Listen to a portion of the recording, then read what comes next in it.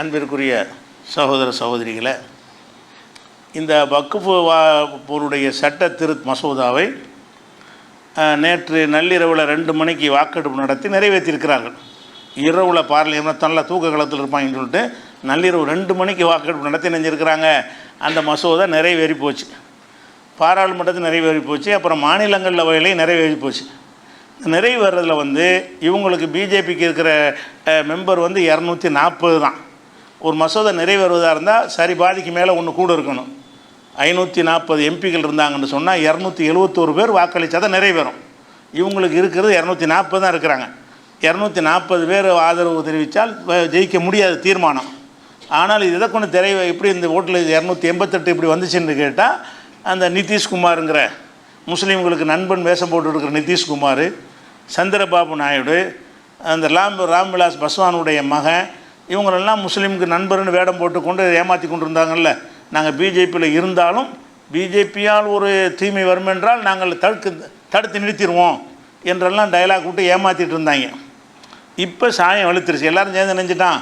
அந்த முஸ்லீமுடைய பள்ளிவாசல் வக்ஃபு சொத்துக்களை எல்லாம் என்ன வேண்டாலும் செய்யலாங்கிற அளவுக்கு ஒரு சட்டத்தை கொண்டு வர்றான். இஸ்லாமிய நெறிமுறைகள் விளங்காதவர்கள்லாம் அதில் மெம்பர் ஆக்கணும் அப்படின்னு ஒரு சட்டத்தை கொண்டு வருகிறான். பள்ளிவாசலில் எல்லா சொத்துக்களையும் கபலீகரம் செய்வதற்கு இந்த சட்டத்தை கொண்டு வருகிறான். அதுக்கு துணை போகிறார்கள் என்று சொன்னால் நம்ம என்ன விளங்க வேண்டியிருக்கிறது? பிஜேபியுடைய சேர்ந்து அதை செய்வோம் எவ்வளோ சொன்னாலும் பொய் சொல்லான்னு அர்த்தம். அது எப்போ ஆதரிக்க ஆரம்பிச்சிட்டாங்களோ அதெல்லாம் என்ன செய்வாங்க, எந்த ரேஞ்சுக்கும் போயிடுவாங்க. அதனால என்னன்னு இன்றைக்கி அவங்களுக்கு தான் ஒரு இழப்பு. 2 முஸ்லீம் எம்பிக்கள் வேறு நிதிஷ்குமாருக்கு இருந்தாங்க. 2 பேர் இன்றைக்கி ராஜினாமா பண்ணிட்டாங்க. நான் நம்பணும் நிதிஷ்குமாரை எம்பியை ராஜினாமா பண்ணுற சின்ன விஷயம் கிடையாது. அப்போ 2 எம்பிக்கள் அவ்வளோ பெரிய பதவியில் இருந்து கூட என்ன செஞ்சாங்க, இவர் பிஜேபியோட இருந்தால் கூட நம்ம நலன் வரும்போது விட்டு கொடுக்க மாட்டார் என்று ஒரு பெருசு நம்பணும். ஆனால் துரோகம் பண்ணிட்டார் நிதிஷ்குமார்னு சொல்லி நிதிஷ்குமார் கட்சியில் இருந்து 2 எம்பிக்கள் ராஜினாமா பண்ணிட்டாங்கன்னு வைங்க. இப்போ மசோதாவை இங்கே நிறைவேற்றிட்டான். தமிழ்நாட்டிலேருந்து உள்ள கட்சிகளை நம்ம ரொம்ப பாராட்டணும். தமிழ்நாட்டில் உள்ள எல்லா கட்சிகளும் சேர்ந்து ஒரு மனதாக அந்த மசோதாவை இணைஞ்சிருக்கிறாங்க, எதிர்த்து வாக்களிச்சிருக்கிறாங்க. மேலவையில் மாநிலங்களவையில் ஒருத்த மட்டும் இணைஞ்சிருக்க வாசன் ஒரு சைத்தான். அவன் அவன் மூப்பனார் இருக்கும்போதெல்லாம் நடந்தே இருக்காது. அவருடைய மகனாக இருந்துக்கிட்டு பிஜேபியுடைய ஒட்டு கட்சியாக இருந்து கொண்டு அந்த ஒரு ஆள் மட்டும்தான் ஆதரவு, மாநிலங்களவையில் ஆதரவாக வாக்களித்த ஒரு ஆள். இன்னொரு அன்புமணிங்கிறவர் வெளிநடப்பு செய்கிறார். இது வெளிநடப்பு செய்கிற விஷயமா? வாக்களிப்பு நான் இதுலேயும் சேரமாட்டேன் அதுலேயும் சேரமாட்டேங்கிற இந்த ட்ராமா போட்டு அவர் வெளியே வந்திருக்கிறார்.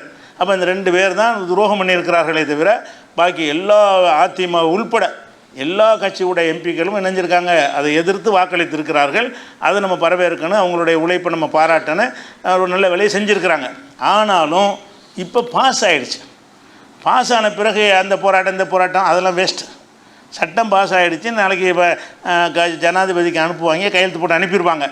இதுக்கு அடுத்து இதை என்ன செஞ்சுருக்கணும், ஏற்கனவே என்ன செஞ்சுருக்க வேண்டும் என்று சொன்னால் இது ஒரு சிஐஏ அளவுக்கு ஒரு போராட்டமாக நடத்தியிருக்கணும்.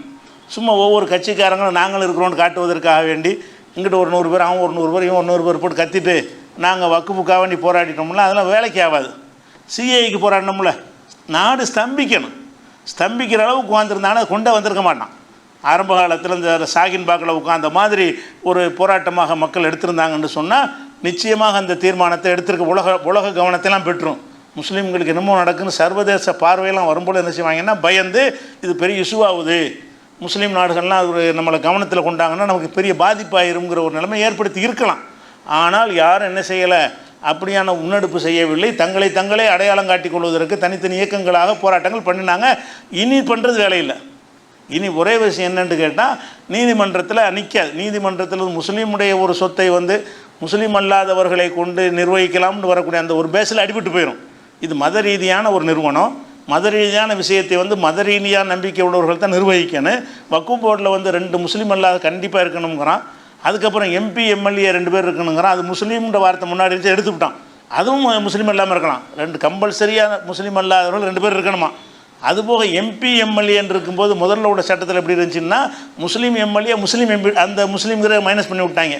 அந்த எம்பிங்கிற பேரில் 2 முஸ்லீம் அல்லாதவர்கள் வருவான், எம்எல்ஏங்கிற பேரில் 2 முஸ்லீம் அல்லாதவர்கள் வருவான்.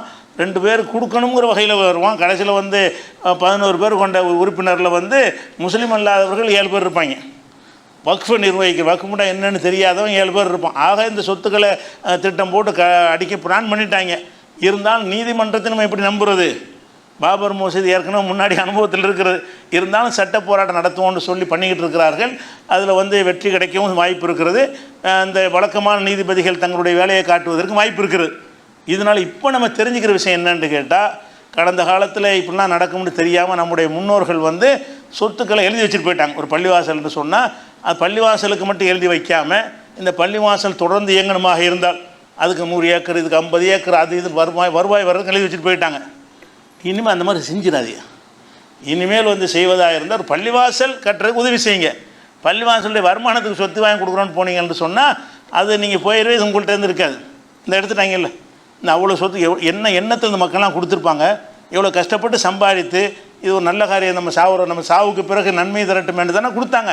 அப்போ நம்ம மரணத்துக்கு பிறகு நன்மை தரும் என்ற அந்த கொடுத்த சொத்துக்கள் எல்லாம் இன்னைக்கு கபலீகரம் செய்வதற்கு பகிரங்கமாக டிக்ளேர் பண்ணி, யுத்தம் செய்கிற டிக்ளேர் பண்ணி என்ன செய்கிறான், எடுத்துக்கொள்வானே. ஆனால் அப்போ நீ எழுதி வைப்பதை யோசிக்கணும். பள்ளிவாசலுக்கு வருமானம் வருவதற்குன்னு எழுதி வச்சிடாது. எதையுமே வசூல் பண்ணி நடத்திக்கிடுவாங்க. பள்ளிவாசல் மட்டும் இருந்தால் போதும், அது வசூல் பண்ணி மக்கள்கிட்ட அப்பப்போ கேட்டு நடத்திக்கிற மாதிரி இருக்கணுமே தவிர, பல கோடி பல ஏக்கர் நிலங்கள் அதுக்குன்னு இருந்துச்சுன்னு வைங்க, நீங்கள் அது இருந்ததை காப்பாற்றணும்னு நினைக்கிறீங்க, அது இடமே உங்களை விட்டு போயிடும். என்ன வேணாலும் செய்யக்கூடிய நாட்டில் வாழ்கிறோம். நீதி நேர்மை அதெல்லாம் சட்டம் எதையும் மதிக்காமல் நான் நினச்சதை செய்வேன்னு சொல்லக்கூடியவர்களுடைய ஆதிக்கத்தில் உள்ள ஒரு நாட்டில் வாழும் பொழுது நமக்கு என்ன வேண்டாலும் நடக்கலாம். அதனால் முஸ்லீம்கள் இனிமேல் இந்த சொத்து எழுதி வைக்கிற விஷயங்கள் எந்த ஒரு இயக்கத்துக்கும் எந்த ஒரு ஜமாத்துக்கும் எழுதி வைக்காதீங்க. அப்படியே தான் அறப்பணிகள் செய்ய விரும்புனீங்கன்னு சொன்னால் குடும்ப ட்ரஸ்ட்டாக ஆக்கிருங்க. நீங்கள் வசதி உள்ள ஒரு ஆளாக இருக்கீங்களா, நீங்கள் அண்ணன் தம்பி மாமா மச்சான் போட்டு குடும்பத்தாரெல்லாம் சேர்ந்து உங்களோட ட்ரஸ்ட்டாக வைத்து விட்டீங்கன்னு சொன்னால் உங்களுக்கு பிறகு உங்கள் மகன் ஜம்பாவை நிர்வகிப்பார், மகனுக்கு பிறகு பேரன் ட்ரஸ்ட் அமைச்சா எடுக்க முடியாது. ட்ரஸ்ட் அமைச்சா வக்குஃபுல் அது போகாது. நீங்கள் ஒரு ட்ரஸ்ட்டாக அமைத்து உதவி செய்யணுமே தவிர அந்த ஜமாத்து இந்த இயக்கம்ன்ற சொத்துக்கள் எழுதி வச்சிங்கன்னு சொன்னால் அது உங்களை விட்டு போய்விடும். பல லட்சம் கோடி அவ்வளோ நீங்கள் நம்மளை விட்டு போயிடும். இன்னும் போவதற்குரிய வாசலை திறந்து வச்சுவிட்டாங்க. இனி ஒன்றா சுரண்டி என்ன செய்வாங்க, எல்லாத்தையும் எடுத்து வக்குஃபுன்னு ஒன்று இல்லாமல் ஆகி போயிடும். அப்படிங்கிற ஒரு வேலையை நடத்தியிருக்கிற காரணத்தினால இதில் ஒரு பாடம். இனிமேலாவது நம்ம என்ன செய்யணும், நல்ல காரியத்துக்கு செய்யலாம். வக்ஃபு மார்க்கத்தில் உள்ளது தான் வக்ஃபுங்கிறது. நம்ம என்ன நினச்சோம், எல்லா பக்கமும் நீதி நேர்மை உள்ள ஒரு நாட்டில் வாழ்வதாக நினைத்து கொண்டு அதெல்லாம் செஞ்சாங்க. இப்படிப்பட்டவங்க கையிலெல்லாம் நாடு மாட்டும் நினைக்கவே இல்லை. வெள்ளைக்காரங்க கையில் இருந்து வக்ஃபு போகவில்லை. பல பேர் ஆட்சி பண்ணியிருக்கிறாங்க, அவங்க கையிலெலாம் போகவில்லை. சின்ன மன்னர்கள் சேர சோழ பாண்டியர்கள்னு ஆட்சி பண்ணாங்க, அவங்க காலத்தில் அந்த சொத்துக்கள் போகவில்லை. இப்படியானவர்கள் கையிலையும் வரும் என்றதை நம்ம நினச்சி பார்க்கல. அவங்க நல்ல எண்ணத்தில் செஞ்சுட்டு போயிட்டாங்க. இப்போ கண் முன்னாடி நம்ம பார்த்துட்டோம்.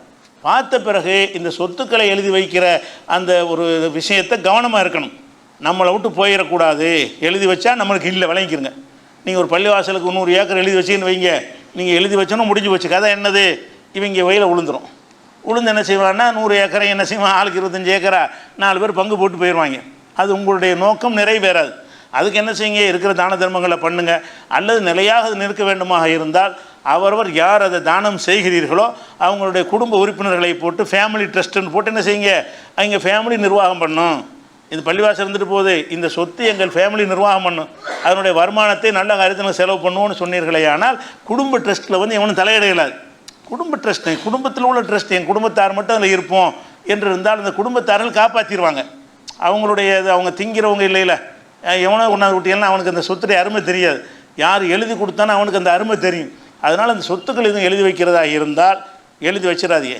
எழுதி உங்கள் கையில் வச்சுக்கிறங்க.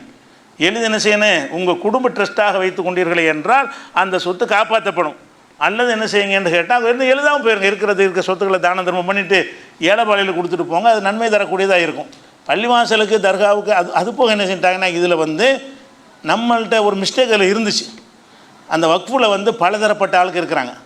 அந்த வக்ஃபில் பள்ளிவாசலும் இருக்கும், தர்காவும் இருக்கும், அதெல்லாம் அந்த வக்ஃபில் தான் இருக்குது. எல்லாத்தையும் மிக்ஸ் பண்ணியிருந்தாங்களா, இதை வச்சு என்ன செஞ்சிட்டாங்கன்னு கேட்டால் அந்த தர்கா கூட்டத்தெல்லாம் அவங்க எல்லாரும் திருப்பிட்டாங்க. இப்போ தர்கா கம்பெனிலாம் என்ன செய்யுதுன்னு கேட்டால், நல்ல திட்டம் இது, தர்கா சுத்தம் எடுத்து இவங்க இதுக்கு பயன்படுத்திகிட்டு இருந்தாங்க, இனிமேல் அது பிரித்து எங்களுக்கு வந்துவிடும் அப்படிங்கிற அளவுக்கு இந்த தர்கா கூட்டம்லாம் இப்போ ஆதரிக்குது.